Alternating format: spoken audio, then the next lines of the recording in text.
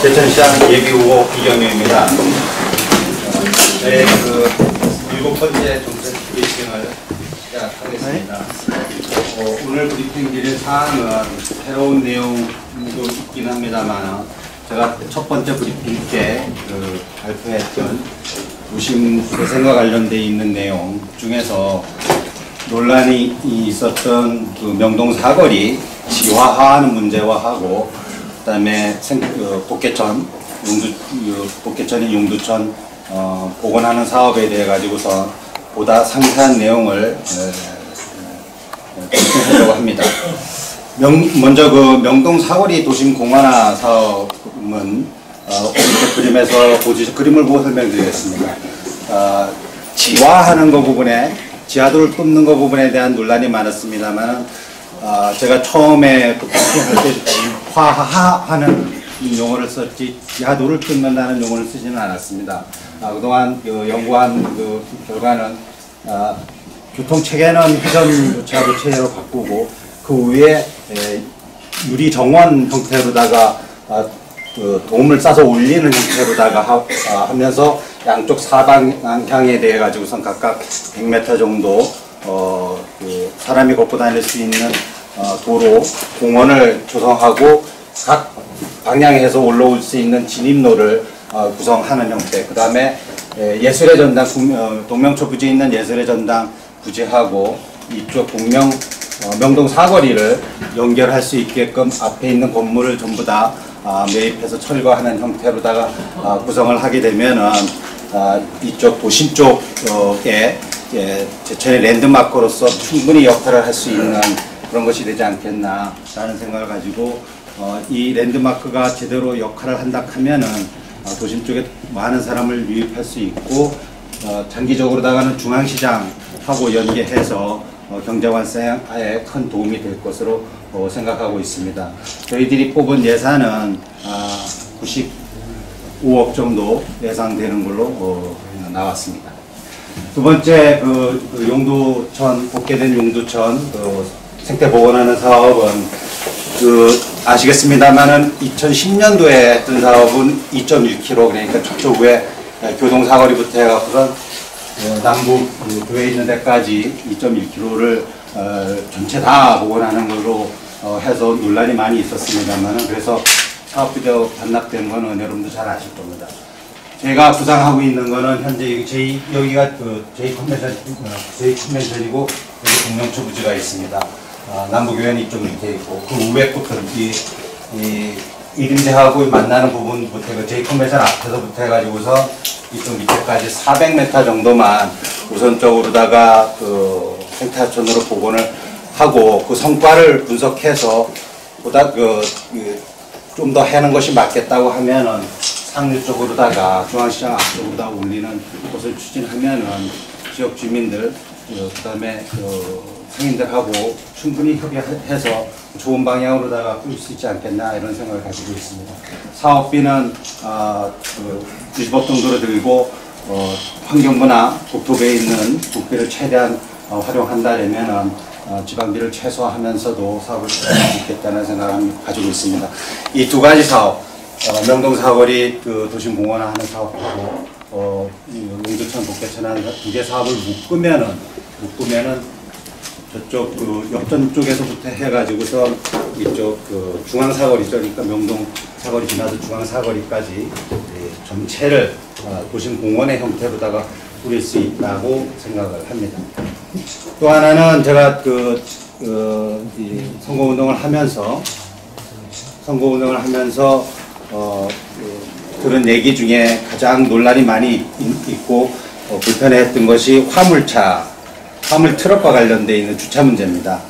그 부분에 대해서 화물 트럭을 운전하시는 분들도 민원을 많이 제기하고 있습니다만은 일반 시민들도 주거 지역에 대형 트럭이 주차하는 그 부분에 대해서 많은 불편함을 호소하고 있었고, 또 교통사고하고도 실은 대형 교통사고율이 제천이 높은 것도 그것하고 상관관계가 있지 않나라는 그런 의심의 눈초리로 바라보고 있는 문제가 있어서 제천 그쪽 종합자원관리센터 앞에 지역 주민들을 이전시키고서 14만 평 매입한 부지가 있습니다. 그 부지를 의 일부를 활용해서 화물 터미널로 활용한다 하면은 이 대형 트럭으로 인한 여러 가지 불편함을 충분히 해소할 수 있고 이 공약을 발표하기 전에 화물 연대 쪽에 있는 화물 트럭을 가지고 계신 소유자분들하고도 협의했을 때 그 위치는 외부 고속도로하고도 접근이 용이하고 시내하고도 출퇴근하기 용이해서 충분히 좋은 장소로다가 활용될 수 있다는 그런 평가를 받았습니다. 그래서 제가 제천시장이 된다 하면은 이 세 개 사업, 명동 사거리를 공원화하고 그다음에 용두천 북계천을 생태 공원화하는 랜드마크로서 제천을 새롭게 재생시킬 수 있는 그런 사업이라고 생각하고 화물 쪽으로 인한 불편함도 저쪽 자원화센터 앞에 부지를 활용한다 하면은 충분히 많은 예산을 들이지 않고선도 민원을 해결할 수 있는 사업이라고 생각합니다. 브리핑을 몇 번 마치겠습니다. 혹시 질문사항이 있으면 질문 받겠습니다. 여기 그 세부사항 관련해서 말씀드린 게 조감도가 있습니다. 여기 이 큰 그림 밑에 하천 흐르고 그다음에 사람이 걸어갈 수 있는 그런 형태 좀 더 길게 보시면은 유선 형태로다가 오는 것 같아요. 이렇게 그림을 여러 가지 형태로다가 한번 보아봤습니다. 참고하시면 될 것 같고요. 이쪽 그 명동 사거리 이쪽은 도보 쪽입니다. 보시면 지금 양방 4개로 되어 있는 거를 이게 차선으로 차선이 이게 차선을 줄이고 사람이 걸어 다닐 수 있는 도보 공간을 좀 많이 확보하려고 하는 것이고 요거는 위에 상도에서 내려다보는 조감도입니다. 그다음에 이것이 이쪽 상부 쪽에 공원이라고 보시면 되는데 투명한 형태로 해가지고선 이쪽 인근 쪽에 있는 상가들의 불편함을 차단을 최소화할 수 있는 구조로다가 설계를 하려고 계획하고 있습니다.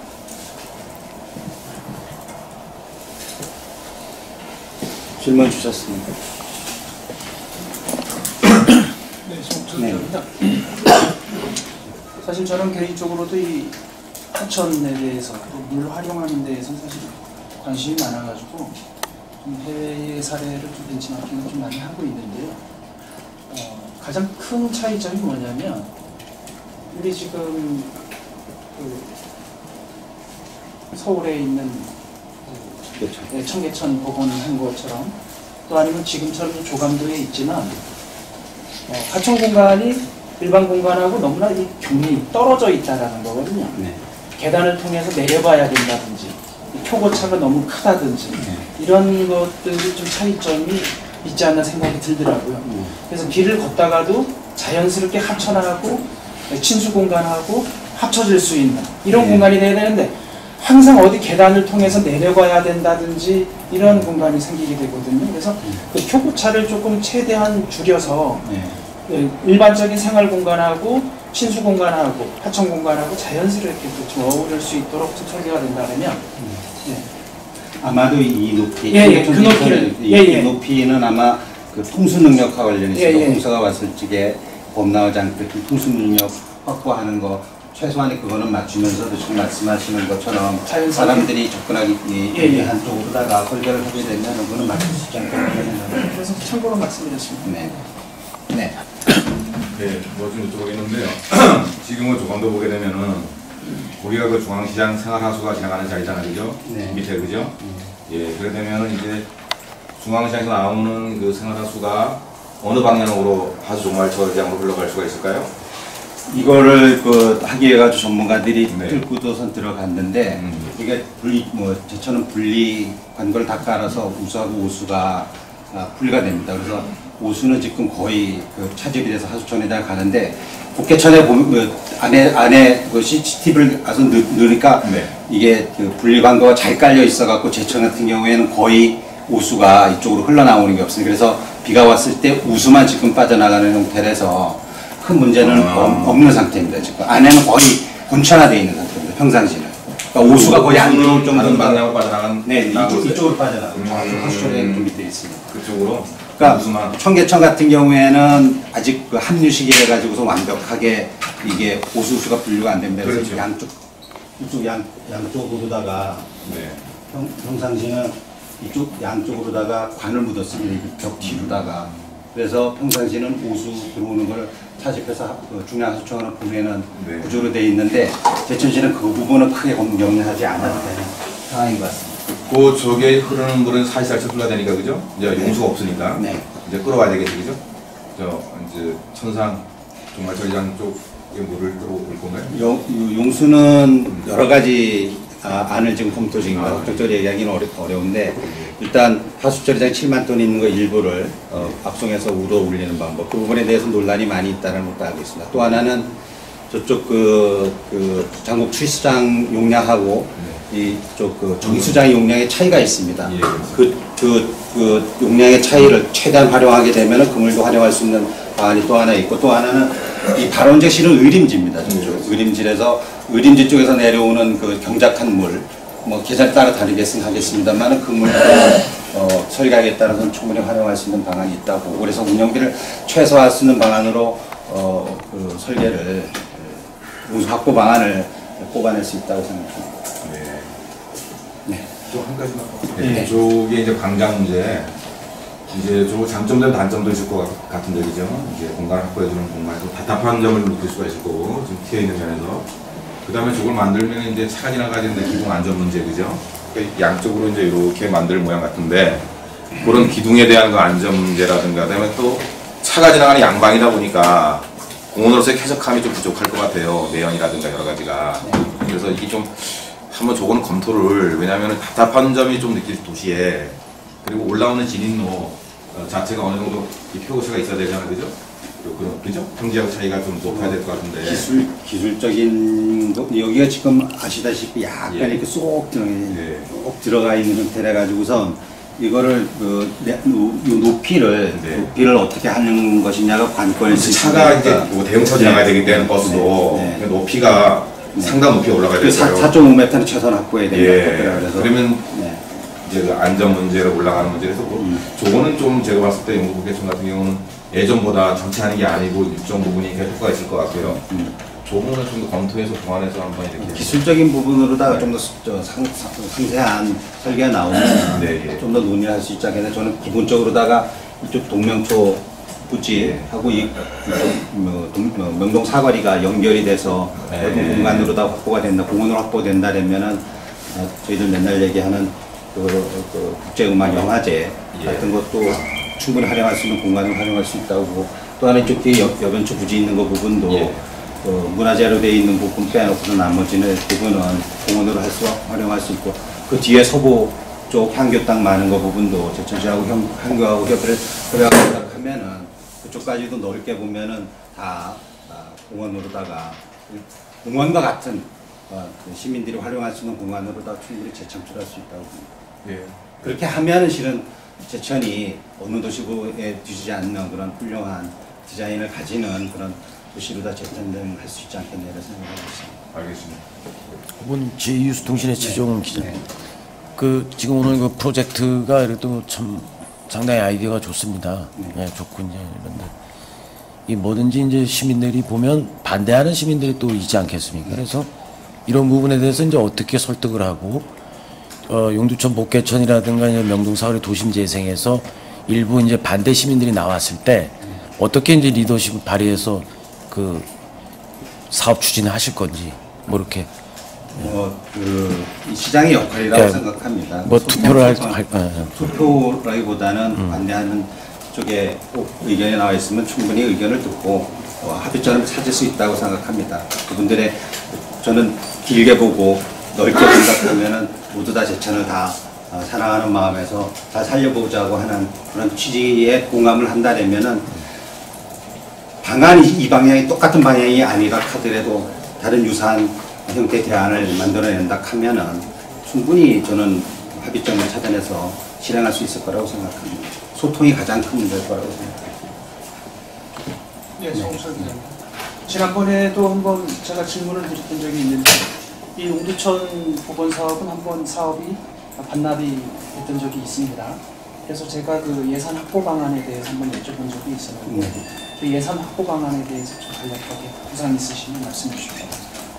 얼마 전에 그러니까 서울시가 그 청계천 복원한 이후에 저쪽 그쪽에 일부 지금 하고 있는 사업이 있습니다. 복개하고 있는 사업. 근데 나머지가 지금 아직도 25개 복개천이 있는 것 같더라고요. 그 25개를 전부 다 복원하는 계획을 수립하겠다고 하고 있어요. 저는 도심 내에 복원하는 사업에 대해서는 많은 시민들이 성과를 보고서 실은 추진하고 있는 것이 아닌가 생각하고 환경부의 예산이 있고 국토부의 예산이 있어요. 양쪽 다 비슷한 사업인데 이 예산을 가지고 하천 개량하는 사업에 대해서는 예산을 가지고 있고 당시 땄던 거는 실은 생태복원을 인해서 환경 쪽 예산을 확보했던 건데 지자 그쪽 국토부나 환경부하고 협의를 한다고 하면은 충분히 아까 말씀드렸듯이 토목공사와 관련해서 이쪽 토목공사 관련해서는 다른 거 빼놓고 주차장이라든지 도로 개선 같은 그런 부분 빼놓고선 100억 정도는 충분히 중앙정부에서 예산을 확보할 수 있다고 생각합니다. 그것이 저희 장점이라고 생각합니다. 네, 추가로 한 가지 더 질문드리겠습니다. 지난번에도 말씀을 제가 한번 여쭤본 적이 있었는데 현재 그 용두천 지금 복개된데 중앙시장 앞에 네. 그 내부의 현재 상황 네. 그 안전진단에 대해서 혹시 계획이 있으신가라고 제가 지난번에 한번 여쭤본 적이 있어요. 네. 그래서 그 안전진단, 현재에 대한 실태를 정확하게 좀 진단을 해봐야 될 필요가 있지 않나라는 생각이 들거든요. 그래서 혹시 그거에 대한 계획이 좀 수립하게 있으시면 상이라든가. 아까 말씀드렸듯이 안에 이거 로봇을 집어넣었을 적에는 오수는 거의 들어오지 않고 좀 말라 있는 상태로 그러니까 잘 관리되고 있는 상태다. 안전 문제는 실은 복개는 제대로 진단한 건 아닙니다. 그러니까 복개천 이쪽 부분은 뭐 드러내니까 상관이 없는데 이렇게 다시 복원하지 않는 부분의 안전 문제는 혹시 문제가 생기는지에 대해 가지고선 설계를 하면서 잘 하도록 하겠습니다. 그 용두목개천 사업 관련해서 질문드리겠습니다. 말씀하신 게 총 1.2km 구간인가요? 아닙니다. 400m. 400m 구간이요? 인근 충주시를 잠깐 예를 들자면은 총 590m 구간에 사업비가 420억 원이 투입되는데 지금 예비조합에서 잡은 사업비가 지금 90억으로 지금 책정이 돼 있어요. 좀 너무 갭 차이가 많이 나지 않나. 이거는 위치에 따라 갖고 다 다릅니다. 제가 여기 가지고 있는 자료 보면은 사업비 관련해서는 그 인근에 있는 거를 그러니까 뭐 이렇게 어떤 형태로다가 놓여 있느냐에 따라서 차이가 많이 나는데 이 전주시 노송천 같은 경우에는 2km 하는데 377억이 안 들었는데 밀양시 해천 같은 경우는 700m 하는데 260억. 아산 온천천 같은 경우도 700억 하는데 460억. 그래서 그러니까 어느 곳은 똑같이 700m 하는데 260억, 어느 쪽은 460억. 그 차이가 나는 거는 이 복개하는 쪽의 하천의 형태에 따라 가지고선 예산의 차이가 많이 나기 때문에 일률적으로다가 비교하기는 좀 문제가 좀 어려움이 있다라는 것. 다만 여기 우리가 하려고 하는 거는 인공적으로다가 뭐 이전하거나 철거해야 되는 부분이 상당히 좋습니다. 요 400m 구간 넓은 폭을 가지고 있어서 그래서 예산은 다른 지역에 비해서 생각보다 그렇게 많이 되지 않을 거라. 그래도 90억 가지고 좀 힘들 거예요. 조금 더 아까 말씀드렸듯이 토목만 부분이고 교통체계라든지 주차장 확보해야 되는데 그런 거를 계산한다면 더 늘어나요.